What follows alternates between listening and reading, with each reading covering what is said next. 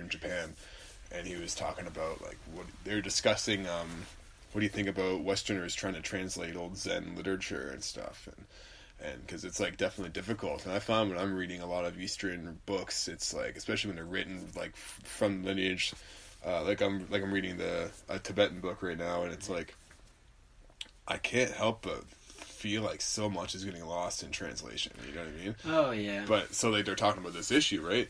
And but the master just replies to his question by saying like, you know, the whole thing is ridiculous because the sound of the rain doesn't need any translation. Yeah, well that's just it. And I mean the translation, I think about that too. I've talked to you several times about that. But you think about like a good actor who can make you believe it, you know? So even those words by themselves might have not had any power at all. But the way that the person said them gave you absolute conviction.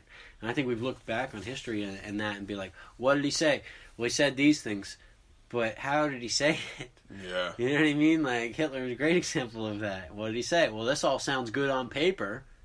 Oh, same with like Marxist doctrine. Yes, I know. It sounds terrible. great, you know? It sounds great, yeah, exactly. And then all of a sudden, the way they say it. Yeah, it just doesn't work when you try to do it. Yeah, man.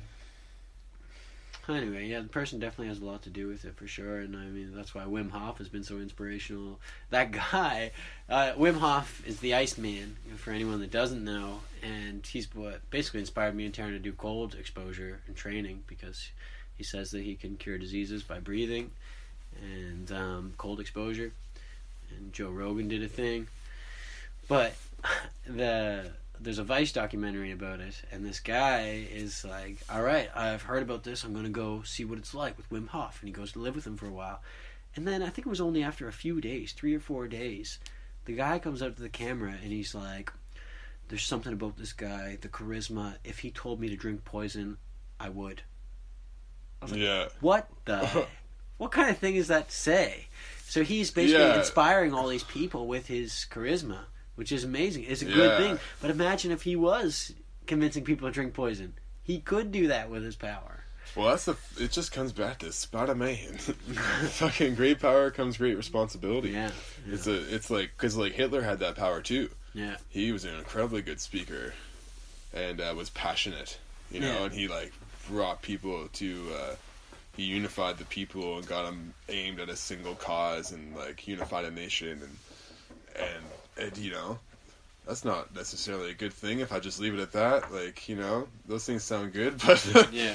What Hitler was a fucking atrocity, you know, and well, it's fucking, we're lucky that there's also people like Wim Hof out there, and just it's something back to Peterson too, because I'm on such a kick. It's like he talks about the divinity of speech a lot, and how like the ability to articulate things with words, the ability to communicate the way we can is like a divine gift or something, you know? And that you really do change things with your speech and your action, obviously, but speech is an action.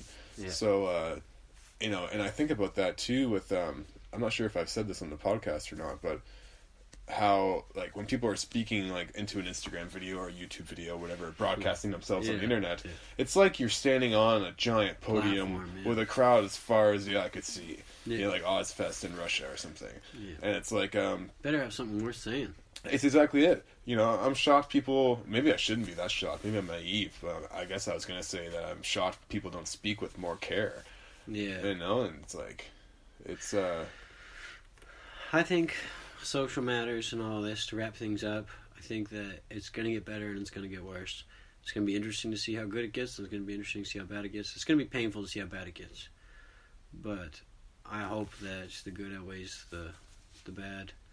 And it gives me faith to talk to people like you and other people that you have on the podcast, to know that there is people out there working really hard for their goals and their dreams, and I find it so inspirational to be around people that are pursuing their passions. I mean, that's what it should be, you know. And hopefully if machines, you know, can do all this tedious work for us, we can start exploring these ideas more in depth. We could sit around talking like this more often.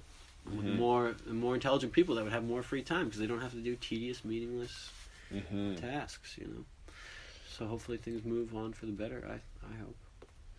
Yeah, man, I think that's a good point to wrap up on. I feel like I have this weird kind of faith that things will be okay. Like, I think I do see a lot of good in the world, and like when I went, We made it this far. yeah, we made it this far, man. The world's been through worse, I think. I think we're not facing anything that humans haven't already faced and that won't face again or something like that. It's like we have the ability to survive and struggle and power on through, and I think that's what's going to get us through this. If anything does, it's like individuals waking up and grabbing a hold of their life and living it like they're fucking going to die tomorrow or something, or like just being more aware and living a life that you sincerely want to live, and writing a story with it that you want to look back on and say, I lived life how I wanted to, and trying not to get consumed by like drugs and alcohol or just sheer nihilism and doubt and every reason to not do anything and just to like lay around and do nothing and be hopeless. But like that's not going to get us through this, and it's not the opportunity we're in. The opportunity we're in is that we're all the richest people who've ever lived, and we have more free time than ever anyways, and so like we should all be using it to the best of our ability, and we can all be doing better. I can be doing better. Let's do better. But let's do better. And it's the world positive peer pressure. Let's exactly, each other man. to be better. Hold each other accountable, and the world will get better. Yeah. Oh man, this is Kyrk Dodds here. Him and I met each other in music college at NSCC. We went to a 2-year program, both guitar players. Kyrk's in a really sick rock and roll band called the Outlyers.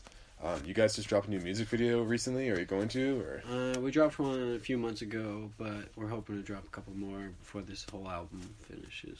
What's the album called? It's just self-titled because it's our debut album, Outlyers. We've been under my name for the past couple of years, the Kyrk Dodds Band, but I love the Outlyers. I mean, everyone's contributed, so it's totally new. Fresh. It's more in the direction that I wanted to be at. Before, I was more singer-songwriter. People would have said that, which basically means you sing and write songs. It could be any genre. It could be anything, yeah. But now we're more refined hard rock, even borderline metal at times, which I love. Metallica and Rage Against the Machine and Black Sabbath. Metallica again, Metallica over and over again. Yeah. I don't know. It's just amazing. Yeah. So. Yeah, shout outs to Metallica, man. Like, I definitely got inspired to play guitar because of Metallica. I know. It was incredible. You say, my cousin just said the other day, I can only do the diddly diddlies, I was like, that's good.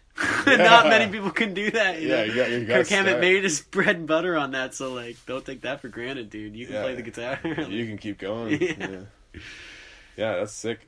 But yeah, I mean, fucking, you and I bonded in second year college, and it's just like, we've been having conversations of this nature for years, and so, yeah, it's nice to be on it's always a show. fucking pleasure, and definitely going to be a regular occurrence, I hope. These conversations I find are always, like, really good, enjoyable, and I laugh a lot, and it's just, like, a good time. Yeah, I just like exploring ideas that I have with you because I feel like we share a similar point of view, just getting more in depth with them, more in depth and trying to refine even further, refine society, just like the Republic of Plato. Just refine. Let's find out what's working best. Let's try it. See what's working.